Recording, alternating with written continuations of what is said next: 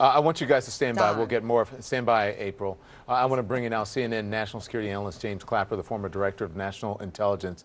Mr. Clapper, thank you so much for joining us. What did you think of tonight's performance by President Trump?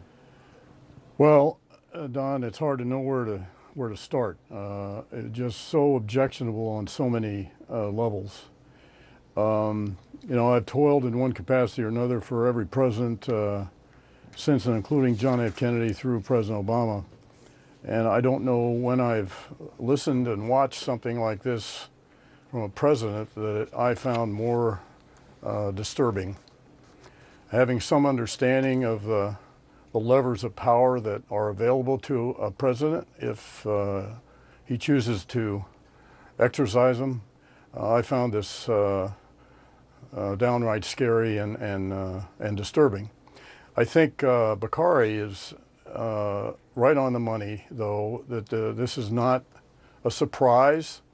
Interesting to contrast last night's teleprompter Trump performance versus tonight, which is, of course, the real Trump, just as it was in the unglued impromptu press conference at Trump Tower. So I just find this extremely disturbing.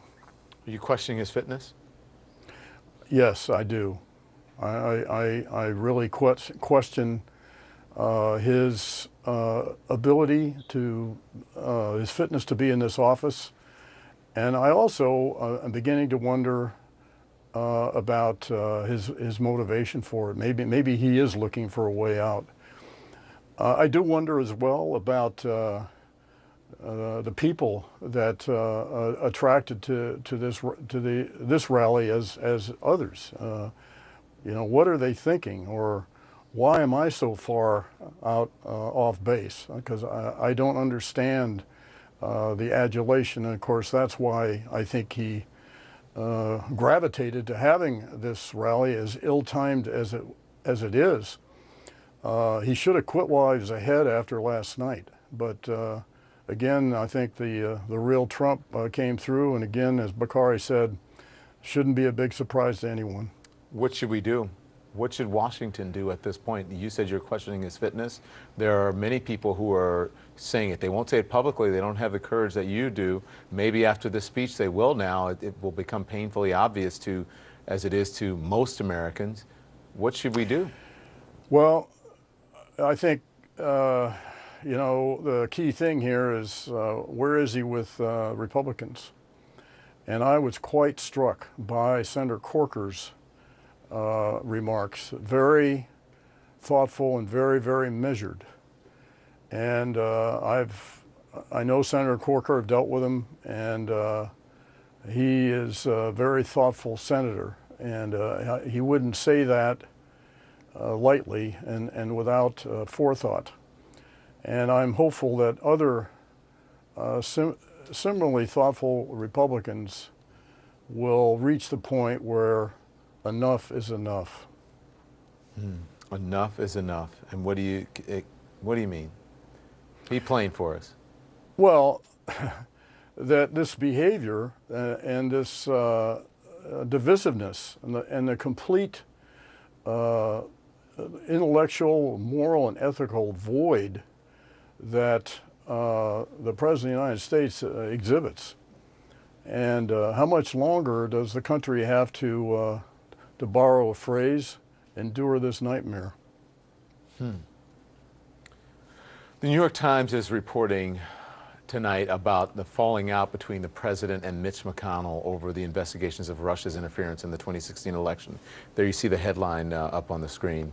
The report says the president was furious that McConnell failed to protect him. You call the accusations of collusion between the Trump campaign and Russia worse than Watergate. What do you think is going on with the president? Why is this such a hot button for him? Well, first, to be clear, Don, when I left, certainly on the 20th of January, I had not seen any evidence of a direct collusion between the Trump campaign, the Trump camp, and the Russians. There may have been collusion, but I didn't have any evidence of it. So I don't understand, frankly, the president's fascination and solicitousness of Russia and Putin, particularly, unless he feels he's a kindred soul, perhaps. So it is very strange to me, and I don't have an explanation for it. I don't know if it's collusion or something else. You said you question his fitness. Is he a threat to national security, the president? Well, he certainly could be. Again, having some understanding of the levers that a president can exercise, I worry about, frankly, the access to nuclear codes. If he, in a fit of pique, he decides to do something about Kim Jong-un, there's actually very little to stop him. The whole system's built to ensure a rapid response if necessary. So there's very little in the way of controls over exercising a nuclear option, which is pretty damn scary. Do you see this as a crisis, Mr. Clapper? Well, I'm not sure what the definition of a crisis is. If it is, we've been in it for quite a while, certainly since the election. I have to say, Don, I couldn't help but think in the course of the Charlottesville, his statements about Charlottesville, when he was so quick to characterize the intelligence community as Nazis, liken us to Nazis on the 10th of January, yet seemed very reluctant to call out the real wannabe Nazis in this case. And maybe that's, I'm being a little parochial here and defensive about the intelligence community, but that's one thought I had. So I think if it is a crisis, we've been in it for quite a while. What do you think other intelligence officials now and people who have some sway in Washington, what are the conversations they're having tonight and what will they be having tomorrow, you think? Well, after this speech? I think many people in the intelligence community, certainly rank and file, are worried, are concerned about this. And it's a tradition in the intelligence community to carry on with the mission and provide the intelligence that our decision makers so desperately need. And they'll continue to do that. But I think in moments of personal reflection, I suspect they are greatly concerned about the divisiveness that is taking hold of this country.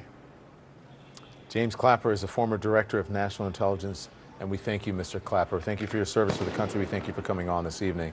We want to get back now to what's happening. This is at Phoenix, outside the convention center. You can see there's still some disturbances going on. You saw our Gary Tucker and our Miguel Marquez both there earlier this evening, being overcome with gas that the police were throwing to try to disperse the protesters, and you see some on the streets.